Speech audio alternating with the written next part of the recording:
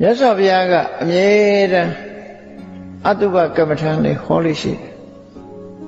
။ဘာလို့အတုပကမ္မထံဟောလို့ဆိုလူတွေကတွေ့တာမှုတွေများတယ်လေ။အဲ့ဒီတွေ့တာမှုတွေများလို့တွေ့တာမှုတွေကိုဖျောက်ဖို့ရအတုပကမ္မထံဟောတယ်။နောက်တစ်ခါဘယ်အရာမှမမြဲဘူးလို့ဆိုတဲ့အနိစ္စတရားကိုဟောတယ်။မမြဲတဲ့အရာတွေဟာဆင်းရဲတဲ့ကျင့်တဲ့ဆရာမကောင်းတဲ့ဒုက္ခတွေသာဖြစ်တယ်။အဲ့ဒီမမြဲ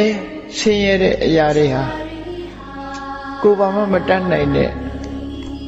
သူ့သဘာဝအတိုင်းဖြစ်ပြီးကိုယ်အလိုတိုင်းမဖြစ်တဲ့အရာအနတ္တသဘာဝတွေသာဖြစ်တယ်။ခိုင်မာတဲ့အရာတွေမရှိဘူးလို့နိစ္စဒုက္ခအနတ္တဆိုတော့မြတ်စွာဘုရားရဲ့တရားတော်ဟာအစိုးမြင်ဝါဒလို့ဖြစ်လောကလူတွေဟာအကောင်းကြီးပဲကြည့်နေမယ်ဆိုလို့ရှိရင်တန်တရားထဲမှာပျော်မွေ့နေမှာပေါ့အဆိုးဆိုတာတမင်ရှာပြီးတော့ကြည့်ခိုင်းတာမဟုတ်ဘူးလူတွေကအဆိုးကိုမကြည့်တာ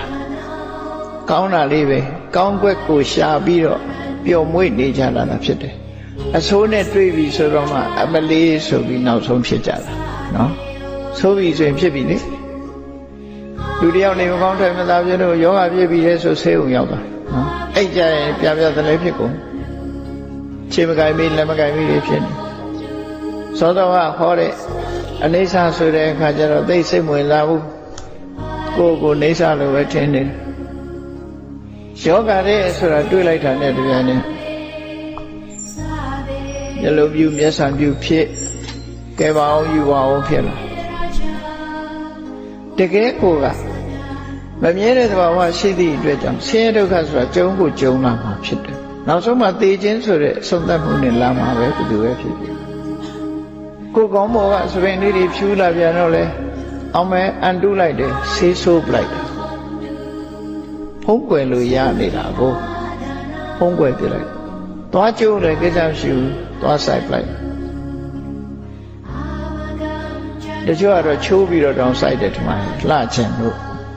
ခုခေတ်တော့အလှပြင်တာတွေပိုများလာနော်မေးချုံနေရင်လည်းဝိုင်းအောင်ပြင်လို့ရတယ်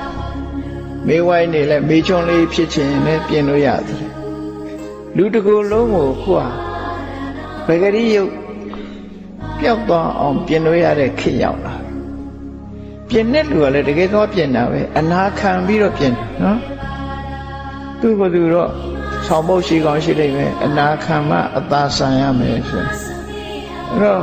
ညှို့နှင်းချက်ကလေးနဲ့လောက်ကြတာအဲ့နောက်ဆုံးတော့ဘာဖြစ်သွားလဲနောက်ဆုံးကျတော့တယုတ်ကအကုန်ပေါ်လာစကယ်တန်မဲ့ကြံတော့တာနောက်ဆုံးကျရိုးရကြီးပဲဖြစ်သွားတာပဲသပင်တွေဘလောက်ဆေးဆူနောက်ဆုံးကျတော့မနိုင်တဲ့အခါကျတော့နှီးကြောင်လေးဖြစ်ပြီးတော့လက်မြောက်လိုက်ရတာပဲဖြစ်တယ်ဆိုရင်ကျွတ်တော့လည်းပဲအန်တုကြသေးတာပဲပရီဒီတွန့်လာတဲ့အခါလည်းပဲပိုတောက်ဆွဲဆေးထိုးပြီးအန်တုကြပြန်တာပဲအဲ့တော့ဘယ်လိုပဲအန်တုတုနောက်ဆုံးကျတော့အရှုံးဟာအရှုံးပဲဘဝပြန်ရောက်သွားတာပဲဖြစ်တယ်ပေါ့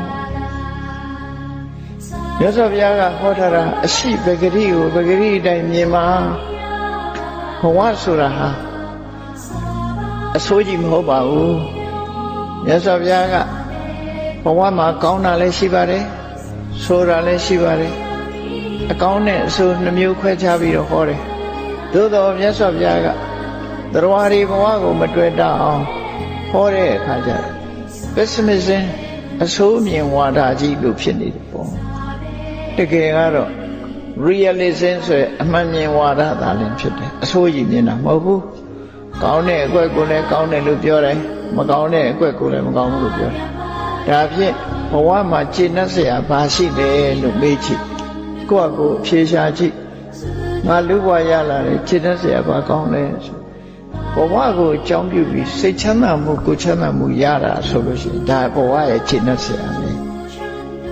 ဘဝကိုအခြေခံပြီးတော့ကုသိုလ်ကောင်းမှုတွေလုပ်ခွင့်ရတယ်ဒါနလုပ်ခွင့်ရတယ်သီလဆောက်တည်ခွင့်ရတယ်ပါရမီကုသိုလ်တွေဖြစ်အောင်လုပ်ခွင့်ရဒါကောင်းကွက်လို့ခေါ်တယ်ဘဝကိုအကြောင်းပြုပြီးတော့ဒုက္ခသောမနတကိုချမ်းသာမှုစိတ်ချမ်းသာမှုတွေကိုရတယ်ဒါဘဝရဲ့ခြေနှက်စရာအတ္တရာလို့ခေါ်တယ်ဒါဖြင့် အဲ့ဒါရင်ရှိတာလားဆိုဆက်တွေးကြည့်လိုက်ဘဝဟာအနိစ္စ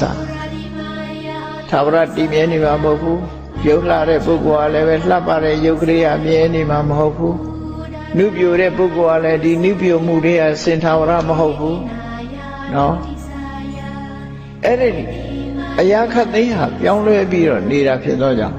လှပတဲ့ပုဂ္ဂိုလ်ကလည်းမလှမပဖြစ်သွားမှာပဲနုပြိုတဲ့ပုဂ္ဂိုလ်ကလည်းပဲဒီကျမ်းတန်ရင်ရောဥမင်းနဲ့အသင်္တရဏနေရရှိလာမှာပဲဖြစ်တယ်ကျမ်းမာနေတဲ့ပုဂ္ဂိုလ်ကလည်းအစဉ်ကျမ်းမာမှာမဟုတ်ဘူးမကျမ်းမာမှာယောဂဝေဒနာရတဲ့အချိန်ဆိုတော့ရှိတယ်အစဉ်သာဝရလူတွေဟာကျမ်းမာပြီးဖြတ်လက်ပြီးအစဉ်သာဝရပျော်ရွှင်နေသလားလို့ဆိုမဟုတ်ဘူးမပျော်ရွှင်ရမယ့်အချိန်ခါမျိုးတွေလည်းဖြစ်လာတယ်ဆိုဘယ်ရာမှမမြဲဘူးဆိုတဲ့ဝိပရိနာမဓမ္မအစိုးဘက်ကိုပြောင်းနေတဲ့သဘောတွေဟာဘဝမှာကျင့်တတ်เสียမကောင်းတာတွေပဲကျင့်တတ်เสียကြီးလည်းမတွေးနဲ့မကျင့်တတ်เสียတွေလည်းရှိတယ်ဆိုတော့သိရမှာဖြစ်တယ်အဲ့ဒါကိုအာဒီနဝလို့ခေါ်တယ်နော်ကျင့်တတ်เสียမကောင်းတာတွေတွေးတာအဲ့ဒါကိုစိတ်ပြည့်စရာကောင်းတယ်မတွေးဘူးလို့မလုပ်လိမ့်နဲ့တခါတရံကျတော့တွေးပြီးမှကိုယ်ဘဝအမှန်ကန်ဖြစ်မယ်မတွေးပဲနေတဲ့ပုဂ္ဂိုလ်ဟာခေါင်းပင်ဆပြင်းလေးဖြူတာနဲ့ပဲစိတ်သောကတွေဖြစ်ပြီးတော့ဒုက္ခရောက်တတ်တယ်ပေါ့ကိုယ်စိတ်ကိုမနိုင်တဲ့အနေအထားမျိုးရောက်သွားတယ်ကျွတ်တင်ပြီးတော့စဉ်းစားထားတဲ့ပုဂ္ဂိုလ်ဟာနှစ်ဖူးတွေဒူးတွေတွေ့လာတဲ့အခါမှာခန္ဓာရည်တွေရှိတာခန္ဓာရည်ရှိဒါကြောင့်ခန္ဓာရည်ရှိအောင်အကောင်းဆုံးကိုမျှော်လင့်ထားသလိုအဆိုးဆုံးကိုလည်းရင်ဆိုင်မှု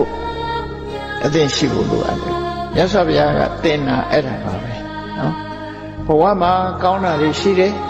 မကောင်းတာကတော့မတည်မြဲခြင်းပဲဖြစ်တယ်အဆိုးဘက်ကိုသွားနေတာဖြစ်တယ်ဒါဖြင့်ဒီဘဝကထွက်လန်းရောရှိရလားဆိုရှိပါလေ